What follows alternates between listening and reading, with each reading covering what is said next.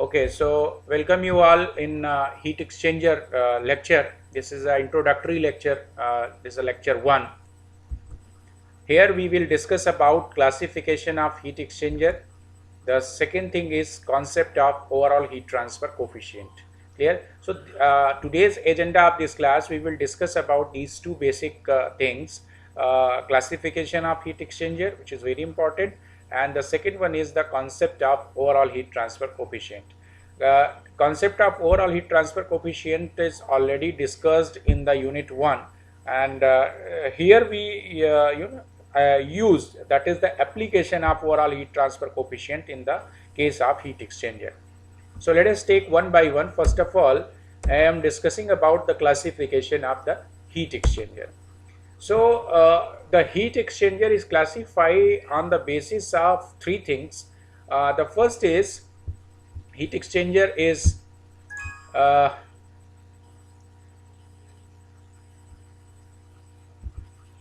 okay. So heat exchanger is classified on the basis of flow arrangements, on the basis of heat transfer process, on the basis of constructional features. Clear?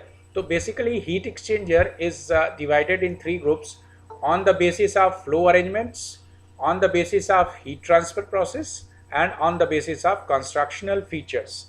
So these three things by which you classify the heat exchanger, and let us take one by one.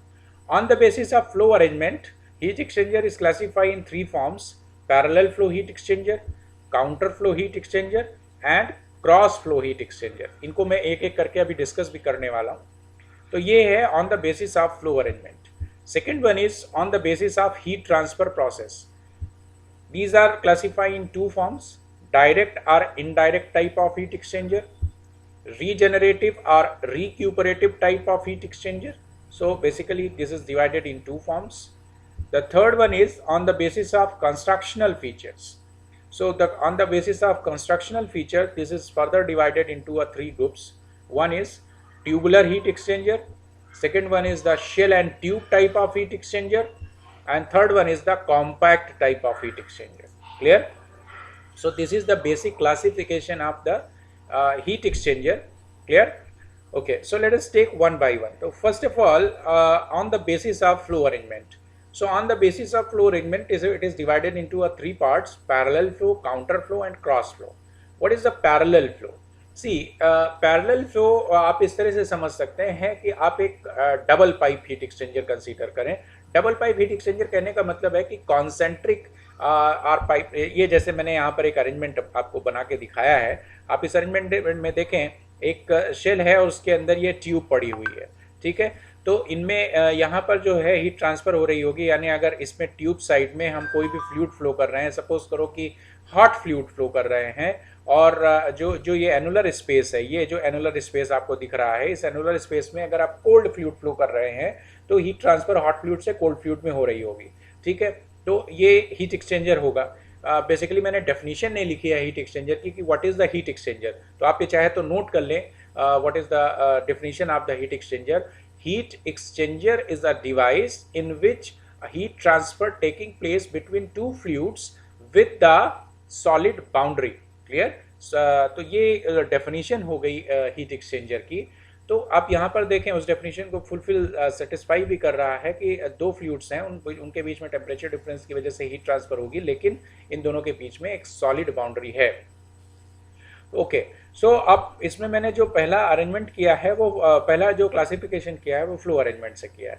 तो अगर मैं यहाँ पर आपको मैंने जो लिखा है वो क्या है: if in concentric double pipe heat exchanger इसको बोलते हैं, ट्यूब अ हॉट फ्लूइड और cold fluid flow through annular space by one end and at the same end if cold fluid or hot fluid flow through inner tube, smaller tube जो है, then flow of both fluids in same longitudinal direction and coming out other end, that is the inflow of hot and cold fluid at one end and outflow of fluids at the other end as shown in the figure.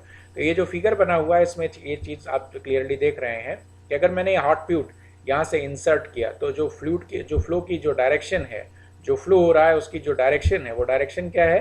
वो direction है ये direction से जो hot fluid है वो flow हो रहा है. और कोल्ड फ्लूइड अगर हम इस साइड इंसर्ट करते हैं तो उसकी भी जो डायरेक्शन अगर आप देख रहे हैं एनुलर स्पेस में, दोनों की डायरेक्शन सेम है। यही चीज मैंने यहाँ पर भी बनाई है, हॉट फ्लूइड इनसाइड पाइप में इस डायरेक्शन में और कोल्ड फ्लूइड इस डायरेक्शन में।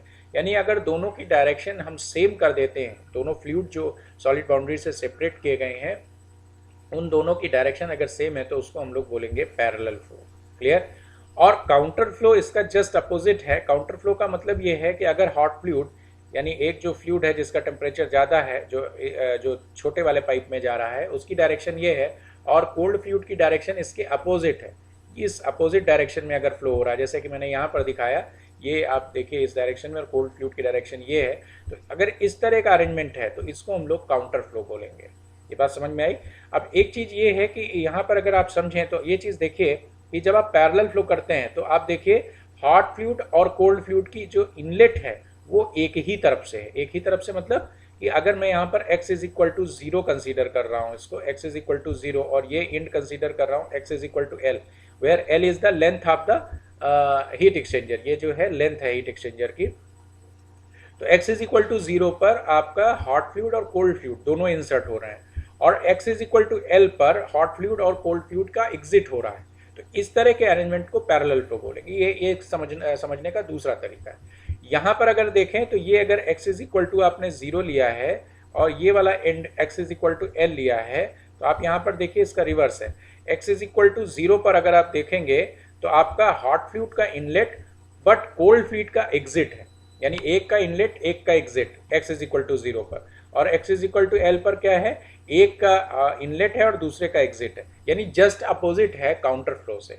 अब मैं इनकी टेम्परेचर प्रोफाइल भी आपको यहाँ पर बताता हूँ। सपोज करो हॉट फ्लूइड का इनलेट टेम्परेचर हमने जो एज्यूम किया है वो THI है, और जो हॉट फ्लूइड का आउटलेट टेम्परेचर है वो THO है। ठीक। कोल्ड फ्लूइड का जो इनलेट टेम्परेचर है वो TCI है और कोल्ड फ्लूइड का outlet temperature TCO, where C stands for cold, I stands for inlet, O stands for outlet. बात समझ में आ गया। Similarly H stands for hot. Clear. तो आप देखोगे कि यहाँ पर जैसे जैसे distance x is equal to 0 से x is equal to l की तरफ मूव करते हैं, वैसे वैसे क्या होगा, क्योंकि सरफेस एरिया इंक्रीज हो रहा है तो रेट ऑफ हीट ट्रांसफर भी इंक्रीज हो रहा होगा। और ये जो हीट ट्रांसफर है it is a combination of conduction of the wall, जो इनर पाइप का वॉल मटेरियल है, and second thing is when the cold fluid is contact the outer surface of the inner tube, यानी यहाँ पर अगर आप देखेंगे चूंकि सरफेस का सॉलिड के साथ कॉन्ट्रैक्ट है तो कन्वेक्शन, और जब सॉलिड में ट्रांसफर हो रहा है तो वो आपका कंडक्शन पोर्शन हो जाएगा। क्लियर। तो आप सरफेस एरिया इंक्रीज हो रहा है, इसका मतलब है कि हॉट फ्लूइड से rate of heat transfer increase हो रहा है, तो हॉट फ्लूइड का जो इनलेट टेम्परेचर है वो कंटिन्यूअसली रिड्यूस होता जाएगा और एग्जिट टेम्परेचर THO बन जाएगा। तो देखिए THI से मैंने THO आपको यहाँ पर दिखाया। This is the position of x is equal to 0, this one, and this is the position at x is equal to l। अच्छा, TCI temperature is the minimum temperature, लेकिन TCI टेम्परेचर क्या कर रहा है, एनर्जी को absorb कर रहा है, हॉट फ्लूइड की एनर्जी को एब्जॉर्ब कर रहा है। तो एग्जिट का जो टेम्परेचर होगा कोल्ड फ्लूइड का, वो कोल्ड फ्लूइड का टेम्परेचर इंक्रीज हो जाएगा, लेकिन ध्यान रखिएगा कि this value not more than THO। Clear. This is the condition. ये पॉसिबल नहीं है कि THO से वैल्यू आपकी TCO की वैल्यू कभी भी ज़्यादा नहीं होगी। ये चीज़ मैं यहाँ पर लिख देता हूँ, TCO value is never greater than THO। Clear. This is the condition, और ये यही सेटिस्फाई भी होता है। ये एनर्जी बैलेंस होगी तो THO is equal to TCO हो सकता है, only this is the possibility, but TCO cannot be greater than THO। Clear. So ये this called the temperature profile. अब सिमिलरली अगर आप काउंटर फ्लो में आते हैं तो काउंटर फ्लो में THI is the inlet temperature, this is the x is equal to 0 position, and this one is the x is equal to l position, the length of the tube. तो this is the THI value. और यहाँ पर आप जो देखेंगे कि heat transfer तो यहाँ पर भी हो रही है, तो आपका क्या होगा, हॉट फ्लूइड का आउटलेट का टेम्परेचर रिड्यूस कर जाएगा। तो दिस इज द THO। अब आप देखिए कि x इज इक्वल टू 0 पर ये एग्जिट का टेम्परेचर है, x is equal to l पर इनलेट है। तो अब मैं x is equal to inlet पर यहाँ पर टेम्परेचर ले रहा हूँ। This temperature is, this is TCI, and this one is the TCO। तो TCI value is continuously increases but in opposite direction. So TCO value TCI value से ज़्यादा होगी। यहाँ पर भी वही रूल है कि THI और TCO की बात अगर करें तो ये वैल्यू बराबर हो सकती है, बट THI की वैल्यू से ज़्यादा नहीं हो सकती due to the conservation of energy की energy given by the hot fluid is equal to energy absorb by the cold fluid. Is that clear? तो these are the temperature profile, और ये यहाँ पर बहुत इंपॉर्टेंट रोल प्ले करेंगे, तो temperature profile आपको समझना जरूरी है। ओके, नेक्स्ट काउंटर फ्लो की क्रॉस फ्लो की बात करता हूँ। क्रॉस फ्लो पैरेलल और काउंटर फ्लो से थोड़ा सा डिफरेंट है। पैरेलल और काउंटर फ्लो में आपने देखा था कि जो भी फ्लो अरेंजमेंट है हॉट फ्लूइड और कोल्ड फ्लूइड का, वो लॉन्गिट्यूडिनल डायरेक्शन में है, यानी parallel to the length of the hot heat exchanger. लेकिन अगर क्रॉस फ्लो आप कंसीडर करें तो एक फ्लूइड लॉन्गिट्यूडिनल मूव करेगा और दूसरा जो फ्लूइड है वो ट्रांसवर्स डायरेक्शन में मूव करेगा।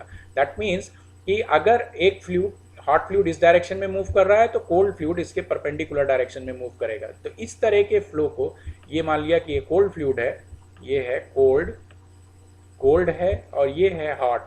अगर इस तरह का कहीं पर आपको अरेंजमेंट दिखता है तो इस अरेंजमेंट को हम लोग बोलते हैं cross flow. Clear? In cross flow heat exchanger, fluid hot or cold flow in the perpendicular direction to each other. The cross flow is furnished classified into a mixed, ये दो पार्ट में further divide किया जाता है, mixed and unmixed. इसके लिए मैंने यहाँ पर देखिए दो डायग्राम बनाए हैं, बहुत आसानी से आपको समझ में आ जाएगा। दीज आर द पाइप्स, और इन पाइप को आपने किस में इंसर्ट किया है, ये देखिए आप, दीज आर द प्लेट्स। इन प्लेट्स में आपने कोऑगरेटेड इनको किया हुआ है। ठीक, अब अगर इन जो पाइप्स में आप कोई भी हीटिंग फ्लूइड यहाँ पे इन करते हैं, इस साइड से आप हीटिंग फ्लूइड को इन कराते हैं, this is the in of hot fluid. Hot fluid को यहाँ से इन कराते हैं तो यहाँ से हॉट फ्लूइड का आउटलेट टेम्परेचर आएगा। और अगर आप इस डायरेक्शन से एयर को फ्लो कराते हैं, ठीक, यानी ये जो स्पेस दोनों के बीच में, दो प्लेट्स के बीच में जो स्पेस बच रहा है, उस स्पेस से अगर आप इसको फ्लो कराते हैं तो आप अगर देखेंगे यहाँ पर कि ये जो फ्लूइड है, क्लियर, यानी जो आपका फ्लूइड है वो फ्लूइड अनमिक्स्ड। अब आप कहेंगे कि सर एक तो पाइप के अंदर है और दूसरा बाहर है, तो मिक्स्ड कहाँ पे होगा? मिक्सिंग का यहाँ पर सेंस ये है कि जो परपेंडिकुलर डायरेक्शन में मूव कर रहा है, क्या उसका पाथ, यानी अगर मैं पाथ की बात करूँ तो पाथ मतलब अगर मैं इसको मैं डायरेक्शन ले रहा हूँ x, तो x इज इक्वल टू 0 से x is equal to l, x is equal to l, और ये मैं ले रहा हूँ y, और दूसरी प्लेट की डिस्टेंस है y1, तो y माइनस y1, इन दोनों के बीच की जो डिस्टेंस है y1 माइनस y के बीच का fluid, this is the third one is y2। Clear? मैं डिस्टेंस वाइज आपको समझा रहा हूँ इस चीज को, y2 माइनस y1 और y1 माइनस y। यहाँ पर जो फ्लूइड फ्लो हो रहा है, से मैं उसको नाम दे रहा हूँ A। यहाँ पर जो फ्लूइड फ्लो हो रहा है, this is the B। Fluid flow होने का मतलब अब एयर के ही पार्ट हैं, A और B एयर के ही पार्ट हैं, लेकिन मैं अगर पोर्शन वाइज डिवाइड कर दूं तो जितने भी हैं उसमें जो स्पेस बीच का बच रहा है उसमें A वाला B वाले से कहीं पर भी मिक्स नहीं हो रहा, तो इसको हम लोग बोलेंगे अनमिक्स्ड। अब अगर दूसरा चीज यहाँ पर कंसीडर करें, दूसरा चीज ये कि आप यहाँ पर प्लेट्स को हटा दीजिए, ये प्लेट्स हटा दीजिए, केवल ये पाइप्स रखिए। तो अगर पाइप रखेंगे तो आप देखिए कि अगर आप यहाँ पर देख पा रहे हैं कि these are the three pipes, these are the three pipes, तो ये जो इस पाइप के और इस पाइप के बीच की डिस्टेंस है, से फॉर एग्जांपल इसको मैंने y और इसको y1 माना, तो इसके बीच की जो ये डिस्टेंस है यहाँ पर, ये वाला मान लेते हैं A, और यहाँ पर जो फ्लूइड फ्लो हो रहा है ये है B। ठीक, तो इन दोनों यहाँ पर आप जो स्पेस देख रहे हैं इनके बीच में, क्योंकि यहाँ पर कोई भी प्लेट नहीं लगी हुई है, तो पॉसिबल है कि B वाला A के साथ में मिक्स हो जाए और फिर ये बाहर निकले इस तरह से। तो यहाँ पर आप देखेंगे कि एक fluid, one fluid mixed and one unmixed. Unmixed flow कौन सा है, अनमिक्स्ड कौन सा है, जो पाइप के अंदर, वो अनमिक्स्ड है। लेकिन यहाँ पर जो दूसरा फ्लूइड है जो परपेंडिकुलर डायरेक्शन में मूव कर रहा था, वो अब पॉसिबल है कि मिक्स हो पाए। क्लियर? प्रॉपर मिक्सिंग अगर हो जाएगी तो may be possible rate of heat transfer यहाँ पर रिड्यूस कर जाए, लेकिन अगर आपका मिक्सिंग नहीं करने देंगे आप, तो वहाँ पर रेट ऑफ हीट ट्रांसफर ज़्यादा होगी। इसका एग्जाम्पल आप समझ सकते हैं, ये एक एग्जाम्पल आप, जो आपका स्प्लिट एसी होता है, स्प्लिट एसी में जो कंडेंसर लगा होता है, कंडेंसर में जो हीट एक्सचेंजर जो पीछे का पोर्शन आप फिन वाला देखते हैं, it is a type of both fluid unmixed. ये वाला कौन सा है, दिस वन इज आप कोई भी घर का जो रेफ्रिजरेटर है, उस रेफ्रिजरेटर में जो कंडेंसर पीछे लगा होता है, उस कंडेंसर में देखेंगे तो वो है one fluid mixed and other fluid unmixed. ये बात समझ में आ गया? तो ये मैंने एग्जांपल्स बता दिए क्रॉस फ्लो के। अब आगे बढ़ते हैं। On the basis of heat transfer process, जो इनके बीच में हीट ट्रांसफर हो रही है उस प्रोसेस के बारे में बात करते हैं। तो इसकी बेसिस पे इसको हमने दो पार्ट में डिवाइड किया, डायरेक्ट एंड इनडायरेक्ट। देखिए, मैं डायरेक्ट टाइप को इस तरह से आप समझ सकते हैं कि सपोज करो कि आपने एक बकेट में हॉट वाटर लिया है और उस हॉट वाटर में आपने डायरेक्टली कोल्ड वाटर को मिक्स कर दिया। तो यहाँ पर जो दोनों फ्लूइड्स के बीच में हीट ट्रांसफर हो रही है, इसमें कोई भी सॉलिड बाउंड्री नहीं है, सीधे हीट ट्रांसफर हो रही है। इस तरह के जो हीट एक्सचेंजर्स होते हैं, these are known as the direct contact type of heat exchangers. लेकिन अगर जो हॉट फ्लूइड है और कोल्ड फ्लूइड है, इन दोनों के बीच में अगर सॉलिड बाउंड्री आ जाती है तो उसको, जैसे कि अभी मैंने जो डिस्कस किया, चाहे वो क्रॉस फ्लो डिस्कस किया हो, चाहे वो आपको पैरेलल फ्लो डिस्कस किया हो या काउंटर फ्लो डिस्कस किया हो, वो सारे के सारे indirect contact type of heat exchangers हैं।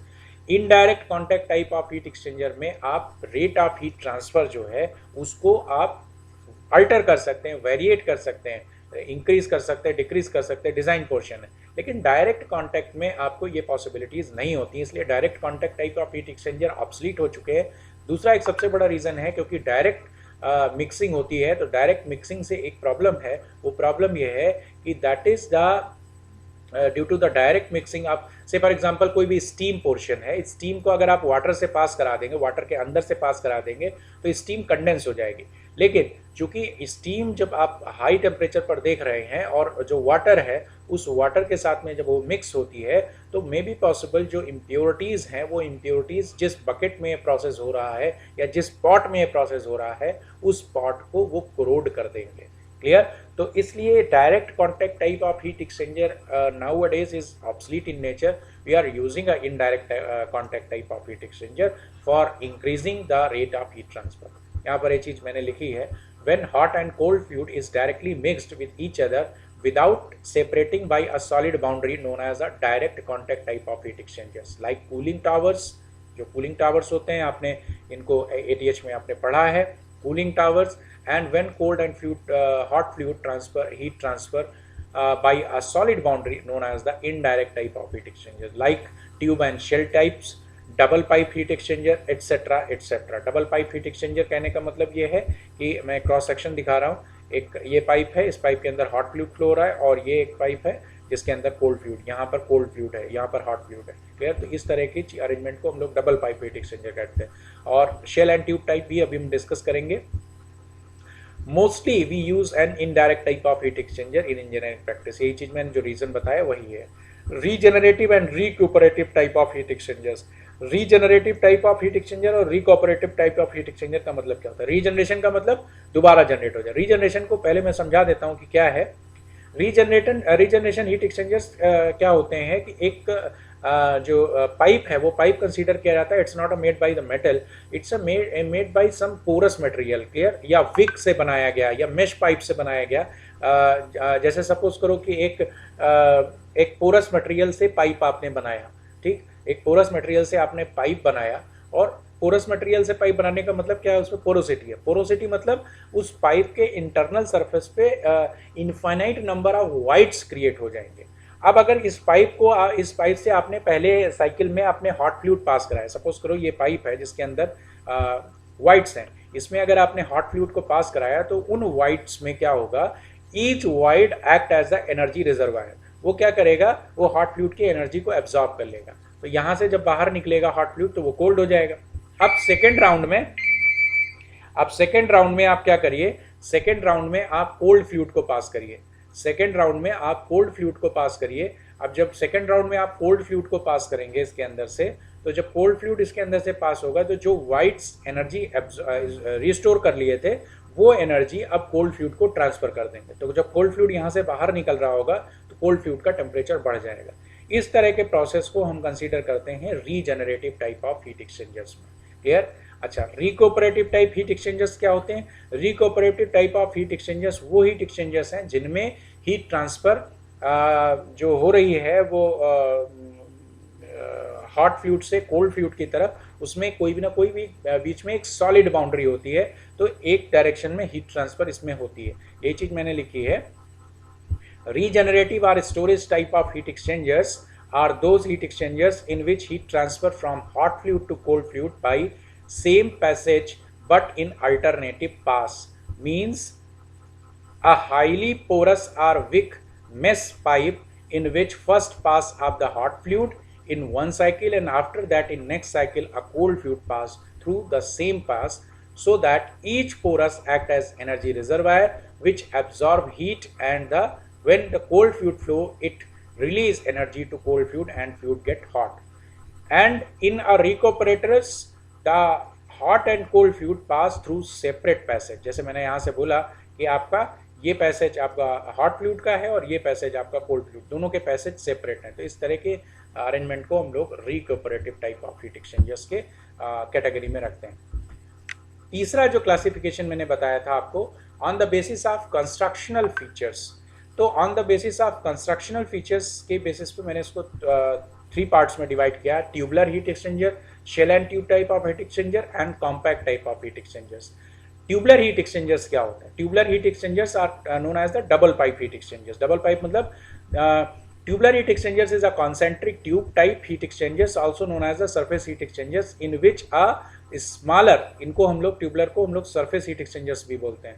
Surface heat exchangers in which a smaller pipe has a hot fluid flow and the annular space between the bigger and smaller pipes has a cold fluid. So heat transfer through solid boundary as shown in the figure. अब जैसे मैंने यहाँ पर double pipe का भी मैंने जो cross section बनाया था वो डबल, ये देखिए ये आपका डबल पाइप है, इसमें एक हॉट फ्लूइड फ्लो रहा है, कोल्ड फ्लूइड। तो चूंकि मैंने अभी यहाँ पर आपको देखिए पतली लाइन दिखाई थी, ये एक्चुअल में ये जो है थिकनेस है और यहाँ पर कंडक्शन होता है।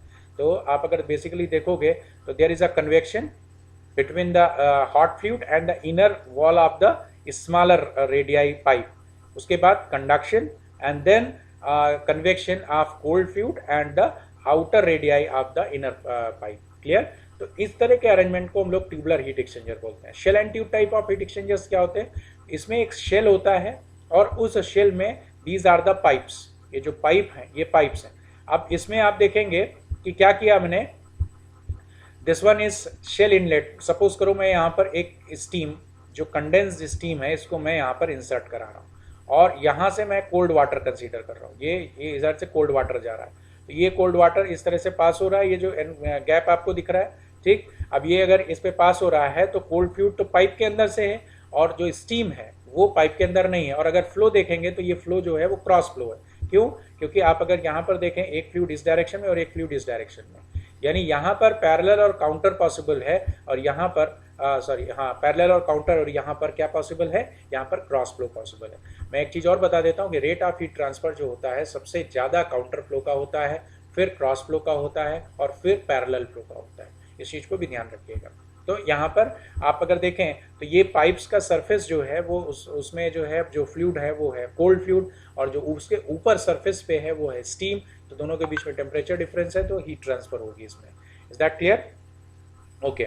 सो shell and tube type of heat exchanger, these heat exchangers are also known as the surface condensers. Clear? इनको भी सरफेस हीट एक्सचेंजर्स बोलते हैं। Surface heat exchangers in which cold और hot fluid through the tube and hot और cold fluid in the shell. ठीक। तो shell and tube क्यों बोला? इसको हम लोग शेल बोलते हैं। This one is known as the shell, this one is known as the shell. Clear? And this one is known as the tube. ठीक है, इसको क्या बोलते हैं? Tube. That's why this is known as the shell and tube. लेकिन यहाँ पर दोनों ही ट्यूब हैं, इसलिए इसको ट्यूबुलर हीट एक्सचेंजर बोलते हैं। A bigger shell has a number of parallel tubes housing in which fluids flow is cross flow and one fluid is mixed and another fluid is unmixed which flow in the tube। ठीक है, unmixed आपका वो वाला flow होगा जो tube के अंदर है। The cross sectional view of a shell and tube heat exchanger is shown like this। अब मैं इसको इधर से अगर इसको ऐसे कट करता हूँ और इस डायरेक्शन से आपको दिखाता हूँ तो ये कुछ ऐसा होगा। ये सर्कल नहीं बन पाया, ये पाइप्स हैं, ये जो पाइप्स लगे हुए हैं दीज आर द पाइप्स। ठीक है, ये बात आप समझ गए? तो आपको ये चीज़ अब आसानी से इसमें समझ में आ जाएगी। और यहाँ पर जो भी स्टीम आ रही है उसका कोई भी पाथ नहीं है, वो दूसरा फ्लूइड यहाँ पर मिक्स टाइप का है। ठीक, इसलिए मैंने लिखा कि one fluid is mixed and another fluid is unmixed, जो कि आपका पाइप के अंदर से फ्लो हो रहा है। Is that clear? तीसरा जो इसका पोर्शन, हाँ, इसका एक क्लासिफिकेशन मैं बता देता हूँ। हीट एक्सचेंजर का क्लासिफिकेशन, खासकर शेल एंड ट्यूब टाइप के हीट एक्सचेंजर में ये थोड़ा सा कॉम्प्लेक्स चीज़ है, और यहाँ पर भी चार्ट आपको देखने को मिलेंगी। मल्टीपल हीट एक्सचेंजर ये केवल और केवल शेल एंड ट्यूब टाइप में है। शेल एंड ट्यूब टाइप में इसको इस तरह से कर सकते हैं, वन सेल पास। आप अगर देख रहे हैं यहाँ पर एक ही शेल है, this is the shell, this is the one shell, and two tube pass इसलिए बोला गया कि नंबर ऑफ ट्यूब यहाँ पर कितनी है, this one and this one, so this is the two tube pass, और दोनों ट्यूब को एक यू बैंड से कनेक्ट किया गया है, तो इसको one shell and two tube pass बोला जाएगा। अब यहाँ पर देखिए two shell and four tube pass, एक सेल आप देख रहे हैं तो आप कहेंगे कि सर ये तो केवल एक शेल है, आप देखिए यहाँ से शेल को डिवाइड किया गया है, ठीक है, तो मैं हाइपोथेटिकली मैं इसको ऐसे मान रहा हूँ, तो एक शेल ये हो गया, एक शेल ये हो गया, तो these are the two shells, clear. और कितने ट्यूब हो गए, एक, दो, तीन और चार, so this one is the four tube pass, clear. और इसको कैसे जानेंगे कि जितना आपको नंबर ऑफ ट्यूब दिखेगा उससे आपको ऐड कर देना है उसमें एक और ज्यादा, यानी चार ट्यूब हैं तो आपके यहाँ पर कितने हो गए, तीन, ठीक।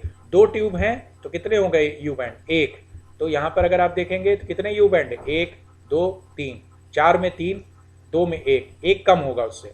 इसी तरह से सिक्स, यानी इसमें देखिए फाइव होंगे, एक, दो, तीन, चार और पाँच। यहाँ पर थ्री शेल क्यों है, आप देखिए ये पार्शियली एक शेल हो गया, दूसरा शेल ये हो गया, ठीक, और तीसरा शेल ये हो गया, तो these are the three shells. ये बात समझ में आ गई। अब compact type of heat exchanger की बात करते हैं। Compact type heat exchanger has a high surface area per unit volume of heat exchanger, generally this is termed as the beta, इसको बोलते हैं सरफेस डेंसिटी। तो सरफेस डेंसिटी का concept क्या है कि surface density is the ratio of surface area of heat exchanger divided by the volume of heat exchanger. यानी अगर आप जो सरफेस एरिया है उसको इंक्रीज करते हैं, जाहिर सी बात है अगर इंक्रीज करेंगे तो रेट ऑफ हीट ट्रांसफर बढ़ रहा होगा, और वॉल्यूम को रिड्यूस करते हैं तो बीटा की वैल्यू क्या होगी, बीटा की वैल्यू आपकी बढ़ेगी।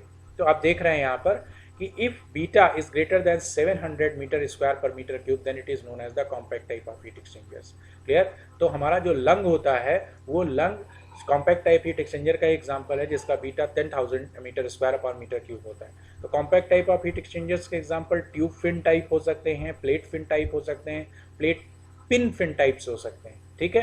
तो ये हीट एक्सचेंजर्स कॉम्पैक्ट टाइप जो आपका घर में जो स्प्लिट एसी लगा हुआ है या जो इंडोर यूनिट लगा हुआ है उसमें जो हीट एक्सचेंजर्स लगे हुए हैं वो सारे के सारे कॉम्पैक्ट टाइप के हीट एक्सचेंजर्स हैं, जिसमें सरफेस एरिया तो ज़्यादा होता है, वॉल्यूम कम होता है, ठीक। और इसको बोलते हैं ऑप्टिमाइज, इसको इसीलिए इसको कॉम्पैक्ट किया गया, साइज को कॉम्पैक्ट किया गया है, clear. Rate of heat transfer तो आपको नॉर्मल वाले से ज़्यादा मिलेगा, अगर साइज वाइज कंपेयर करोगे तो उसमें रेट ऑफ हीट ट्रांसफर ज़्यादा मिलेगा लेकिन साइज कम होगा। Is that clear? So this is the compact type of heat exchanger. Next बात करते हैं concept of overall heat transfer coefficient की।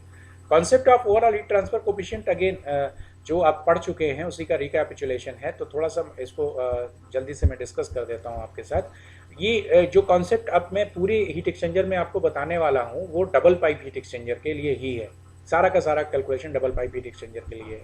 बाकी और जो थ्योरीज हैं वो अब बाद में डिस्कस करेंगे, लेकिन डबल पाइप हीट एक्सचेंजर है आपका जिसमें ये अंदर हॉट फ्लूइड है और इधर बाहर कोल्ड फ्लूइड है। जो इनर पाइप है उसका इंटरनल रेडियस R1 है, आउटर रेडियस R2 है, ठीक। ये RI है, ये कहने का मतलब है this is the RI and this one is the RO, ठीक है, ये RO। तो आप इसको कंसीडर करने की ज़रूरत नहीं है कि इसकी कंडक्टिविटी, इनर पाइप के मटेरियल की कंडक्टिविटी क्या है। तो अगर मैं यहाँ पर आपको दिखाऊं तो एक ये कन्वेक्शन होगा, मैं एक क्रॉस सेक्शन दिखा रहा हूँ, यहाँ पर एक कन्वेक्शन होगा, ये कंडक्शन हो जाएगा, ये फिर कन्वेक्शन हो जाएगा। तो there are the three resistances, R convection, R conduction और R कन्वेक्शन, क्लियर। ये है यहाँ पर जो टेम्परेचर है इनसाइड हॉट फ्लूइड का वो कितना है THI, आउटसाइड टेम्परेचर क्या है THO, this is the THI, this is the THO, clear.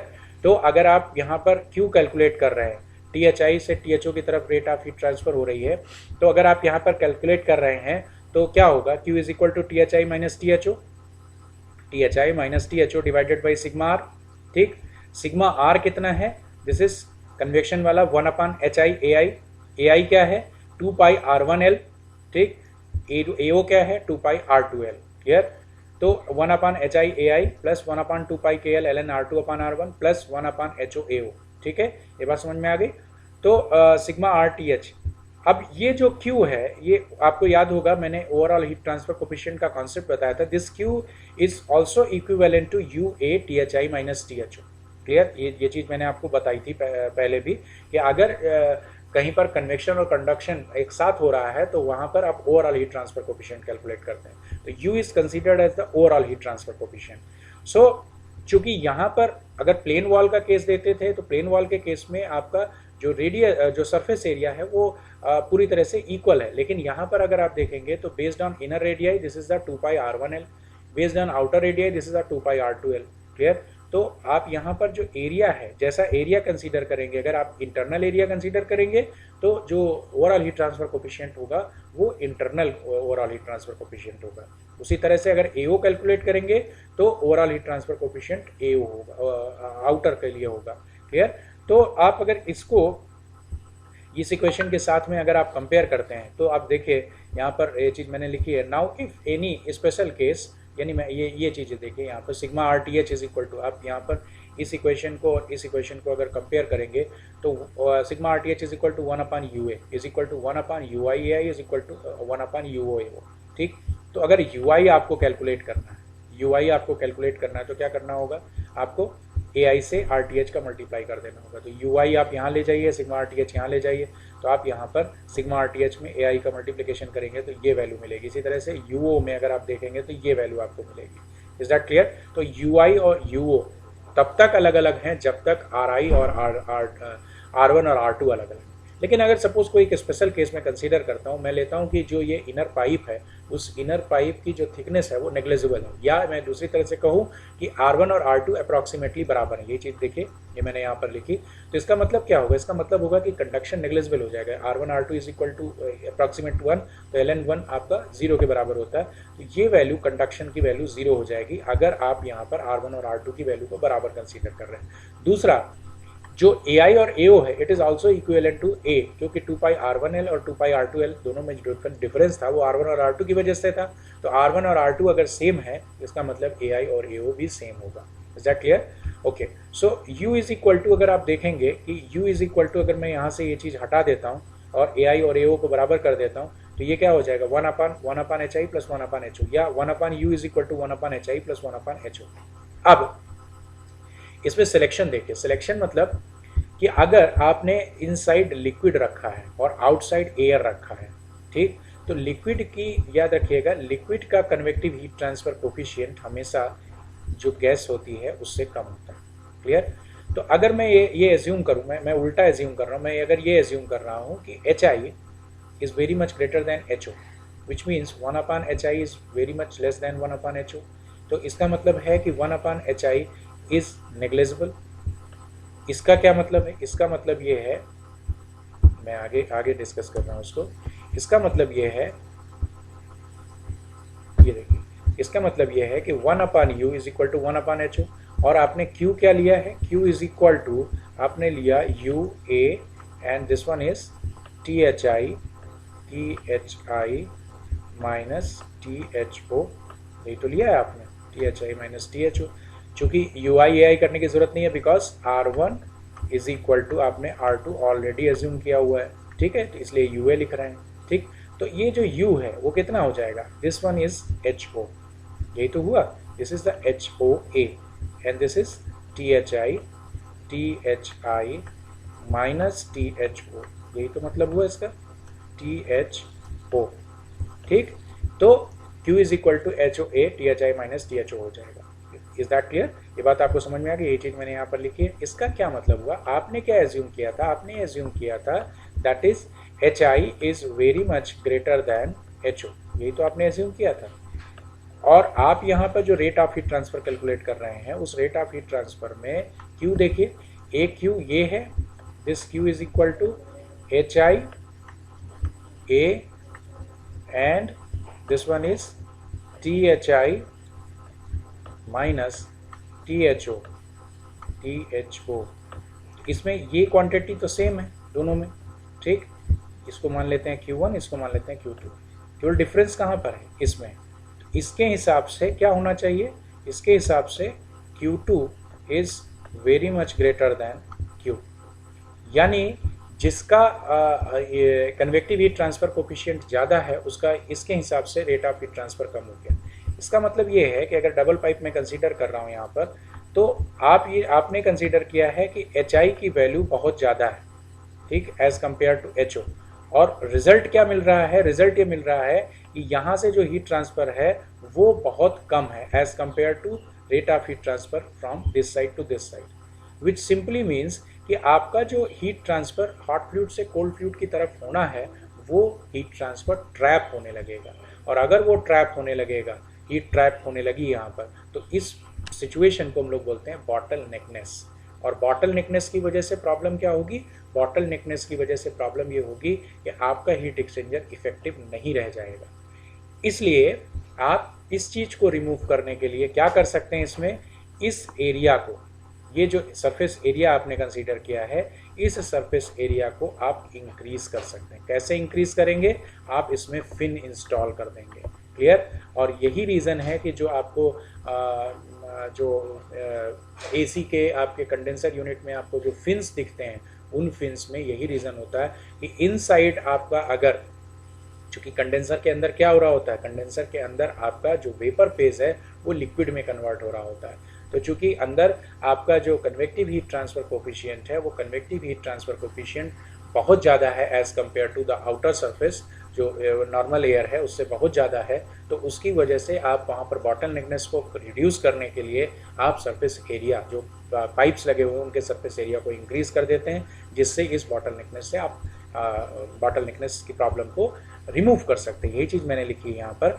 Now Q is equal to H naught A delta T, but convective heat transfer coefficient inner fluid is more, so it create bottlenecking at and heat trap. So finally we enhance the surface area of heat exchanger by extended surface fin for easy withdrawal of heat from inside to outside. Generally this problem arise when one fluid is gas and other fluid is liquid. ये सारे में नहीं होता। अगर आप दोनों fluid liquid consider कर रहे हैं, नो इशू। लेकिन अगर एक लिक्विड और एक गैस है तो भी इशू होगा।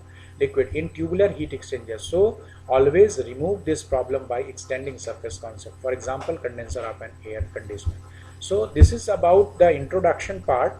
इन next class we will discuss further. So thank you for watching this video, और नेक्स्ट क्लास में इससे आगे हम लोग